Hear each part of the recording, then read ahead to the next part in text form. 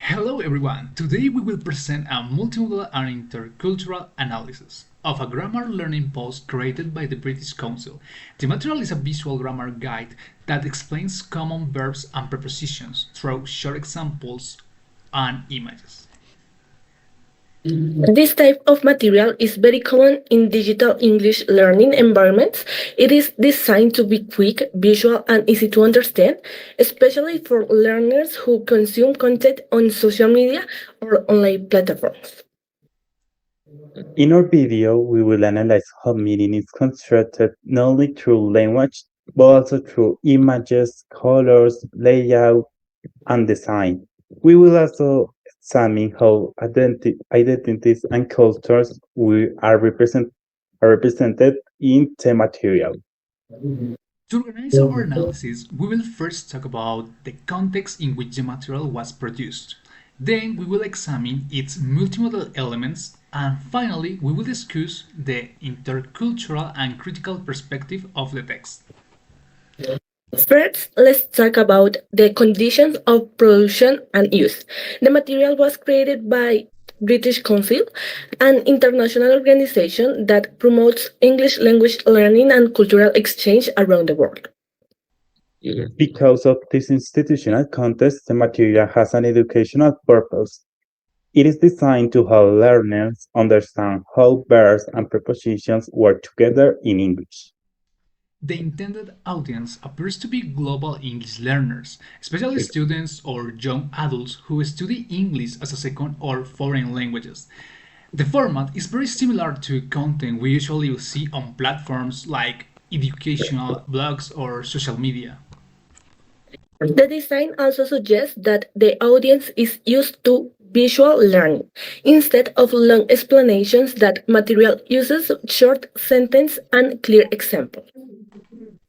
From a social cultural perspective, the post reflects the global importance of English. English is presented as an useful skill for communication, academic life, and professional opportunities.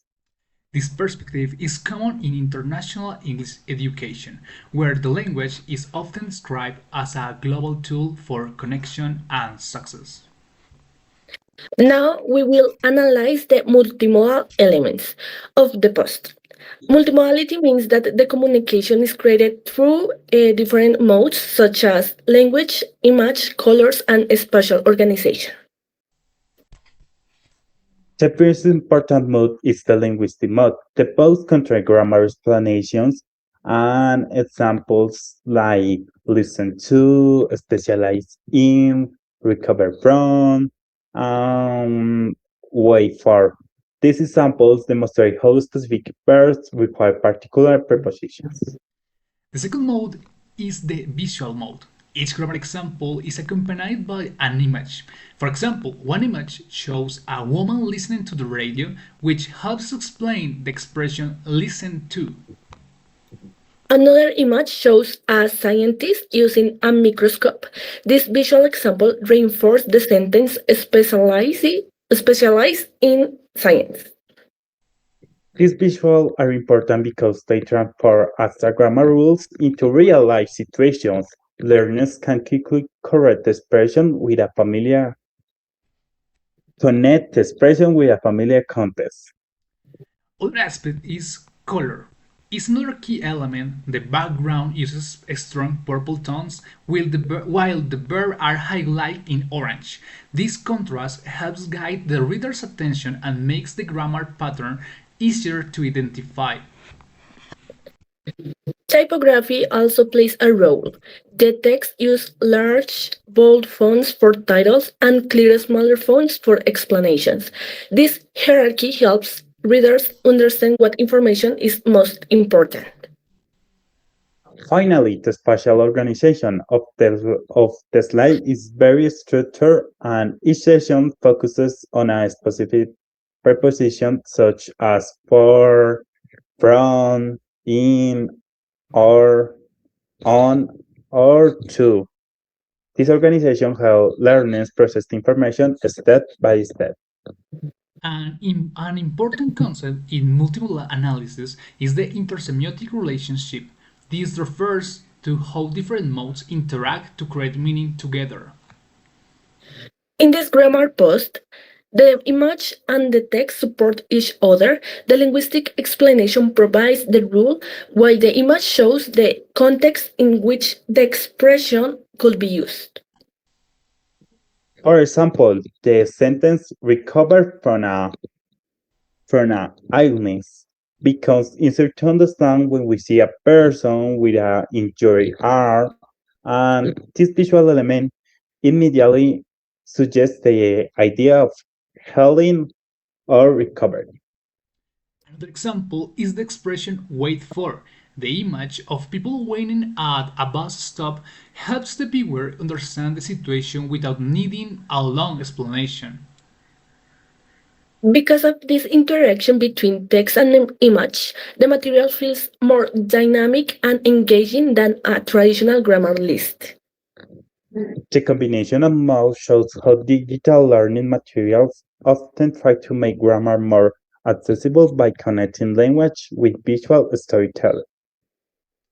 Well, now we will examine the material from an intercultural and critical perspective, focusing on how identities are represented. First, we notice that there is not a visible teacher in the material. The grammar explanations are presented directly by the institution rather than by a person.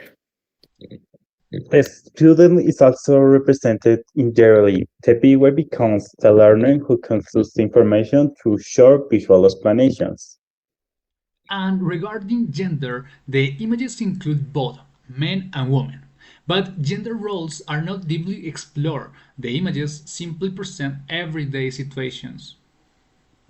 In terms of nationality, the material does not specify where the people come from. This suggests that the post is designed for a global audience rather than a specific country. However, we can still observe an Anglo-centered educational perspective. The grammar rules follow standard English norms that are usually associated with institutions from English-speaking countries. Another important point is the absence of local cultural references. The example of general and neutral, but they do not reflect specific cultural experience or communities. Because of this, some cultural perspectives may remain invisible in the material. So, if we think about how Colombian students might interpret this material, many of them will probably see it as an useful and practical tool for learning grammar and vocabulary. Also, the visual design can help students remember grammar structures more easily, especially when English is being learned as a foreign language. However, in a Colombian public university classroom, some discussion could emerge about the lack of local cultural reference and how English teaching materials often reflect global or Western perspective. Well, in conclusion, this grammar post is a good example of how multimodal communication can make language learning more engaging and accessible. At the same time, analyzing it critically helps us understand how educational materials also reflect cultural perspective and institutional influence. So, thank you for watching our analysis. Bye bye.